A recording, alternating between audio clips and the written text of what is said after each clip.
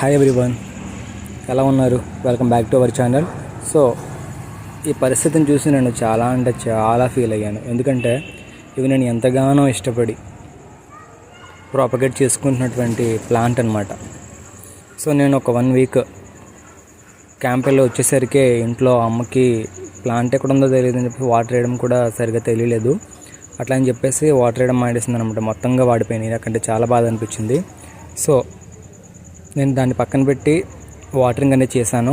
Watering చేశాక next day morning వచ్చేసి అది ఎలా ఉందో ఒకసారి మీకు చూపిస్తాను చూడండి.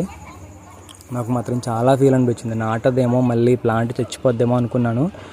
గాడ్ గ్రేస్, మళ్ళీ ఇవి నార్మల్గా చిగురు రావడం జరిగింది.